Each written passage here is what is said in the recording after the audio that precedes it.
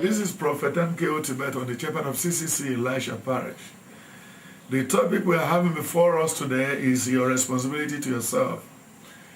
When you look at the formation of the world, the Almighty God has taken the leadership setting. In the book of Genesis 1 and Genesis 2, he said in the beginning God created the heaven and earth. He placed everything with the Spirit, he used the Holy Spirit to fix virtually everything. He said, let there be light, there was light, and then there was firmament, everything he put in place. But later he now said, the garden will be useless without having anybody to control it. Then in chapter 3, he said, it will not be okay for the garden to be vacant. What he now did, he created man in his own image. Then when he created man, he said everything he created was fine. So he was very happy with the creature. Then later again in chapter 3, he now said, it's not good for the man to live alone. He now created a helper. But he now performing some surgical operation on him spiritually, bringing out the female out of the man. So bringing him out now gave us what we have in the setting today.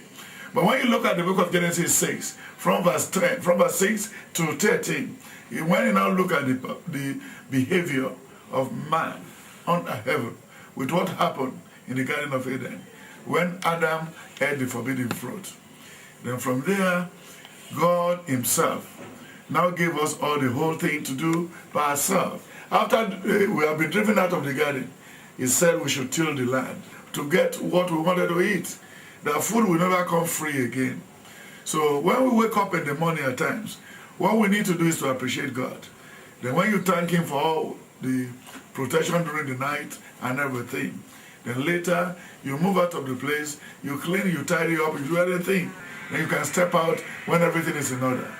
And when you look at the book of Genesis 4 chapter 1, he said, now I know that God is not in total disarray or annoyed with me, for even allow me to have a bouncing baby boy called Cain, and then a bouncing baby boy again called Abel. And the two of them were what? One was tilling the land, and one was a shepherd, taking care of the animal. Those are the responsibility on how to feed their family. You have to create a job for yourself. And when you look at the people living in the country, this part of the world today, they want government to come and do everything for them outrightly. They don't know, they wanted to work in Alausa, they wanted to work in Oregon, they wanted to work in the Tejo show, they wanted to work with Tesco. Rather for them to settle down and do something meaningful to them, to their life.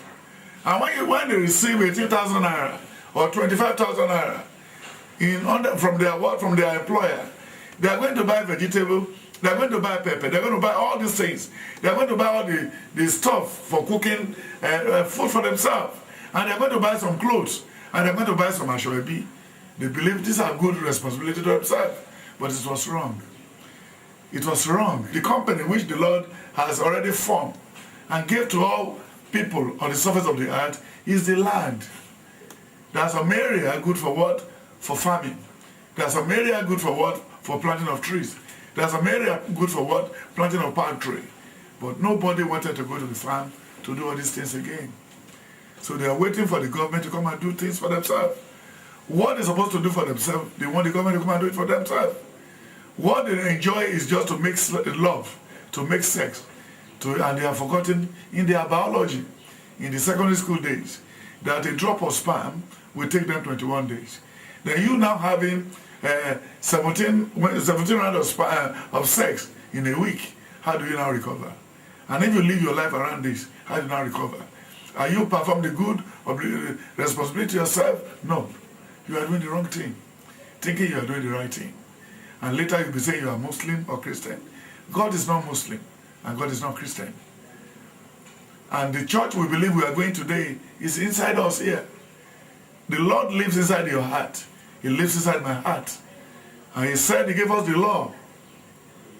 In the book of Exodus 20, if you read from verse 1 to 10, he said, thou shalt not steal, thou shalt not kill, thou shalt not fornicate, thou shalt not adjust boundary.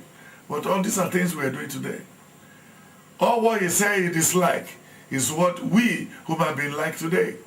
And when you look at the book of Job 2 and Job 3, in Job 1, He said there is one man in the north that is well known and popular and rich.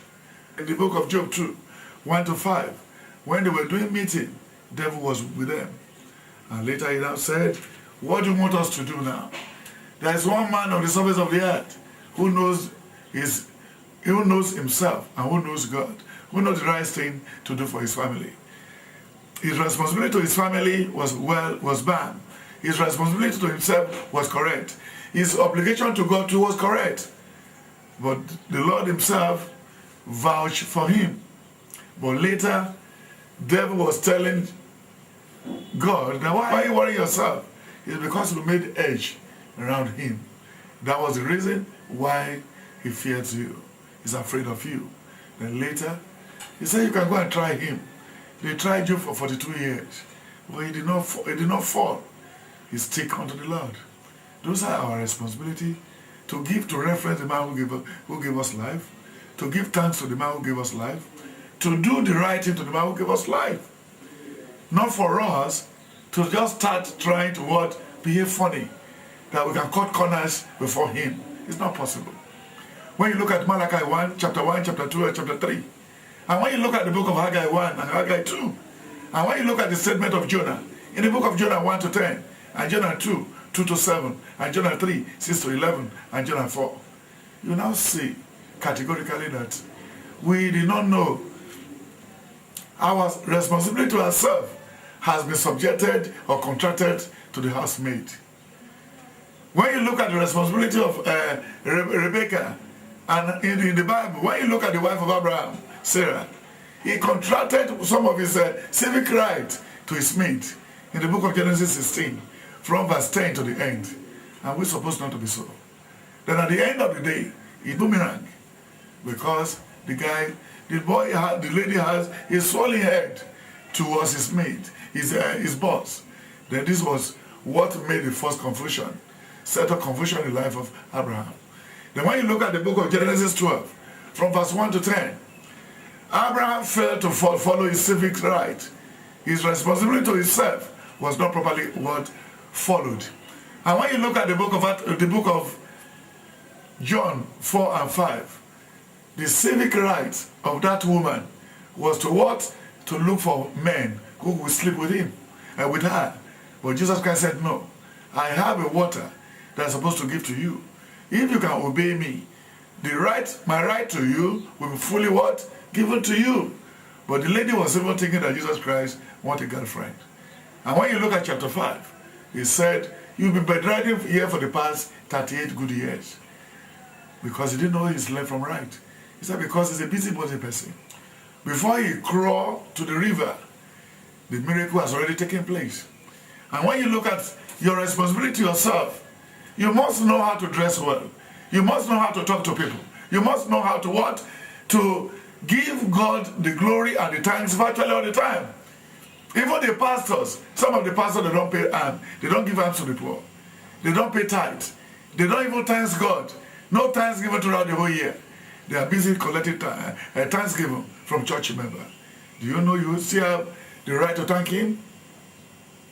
Because your civic right, your responsibility to yourself, is to learn what to reference God and make sure you take good care of yourself. Not to jump into a wedding. What they think is the best is the last thing to be done. Because when you look at the civic right of Jacob and Esau, when you look at the book of Genesis 25, from verse 20, he said, Jacob always hang on the mother.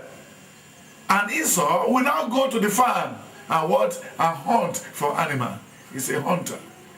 And that was the reason why it was so easy for the father to call him to go and kill an animal for him. What are you trying to tell us today? That God is coming, God has to come down to come and do everything for you is a lie. You have a lot of role to play. The man has finished his own side. He gave you free eyes, free nose, free head, free ear, free arms, free leg. But don't you remember what he said in the book of Proverbs 6 and Proverbs 7? And when you read what he said there, and Proverbs 3, he said we should go and take our thesis. We should go and take our courses from the ant. who follow, he who knows his civic right to himself, who did the right thing to himself. But we are not following the original right. Look at what we're facing today. Everybody wants government to come and put food on their table. Everybody wants local government to come and fuel their car. Everybody wants local government to come and pay the school fees of their children.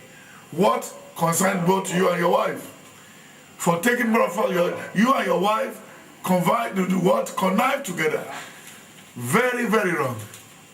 So your civic responsibility to your right, to yourself, is to what? To reference the man that created you. And then go and till the land, and go and work on the land, plant maize, plant guava, plant trees, plant everything that you can use. Because if you brought tomato from your farm, tatasay from your farm, garden egg from your farm, vegetable from your farm, then cucumber from your farm, potato from your farm, watermelon from your own garden, chicken from your farm, then fish from your fish pond. Then it's little the government is the little you needed from the government. These are your civic rights. Let's go farming. Let's go farming now. That's your civic responsibility. Because Adam did not work in an NPC.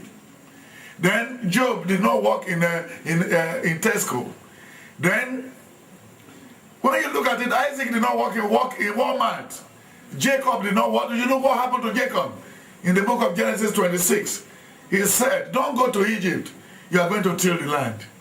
Then he was even telling them in Genesis 47, he said, my father is around. Then what's the profession of your father? How many Nigerians has profession? How many Nigerians today that has profession? Look at all the deportation, which are predicted from Libya, which are predicted before from Spain, which are predicted again from Britain. Look at what is happening to Nigeria today. They are now bringing them back in the night to come and assemble them, to come and let them join their people. Look at the Benin people. Look at the Edo people. Look at the people from the north. Look at everybody. They are now going back and forth. They don't know their left from their right. Because their civic responsibility to themselves has been shattered, bastardized. So that's the reason why they cannot make both ends meet. That is why they cannot make both ends meet. How can somebody go to Italy for prostituting? How can somebody just take a visa, go into Spain for prostituting? How can somebody take a visa and go from here to London to go and be driving buses, to go and be doing all odd and dirty job, which they cannot do in their town, which they avoid to do here? And if they can set up a farm, a livestock farm, a fish farming, and everything, even if they are from Ondo State, they can go to Onitsha.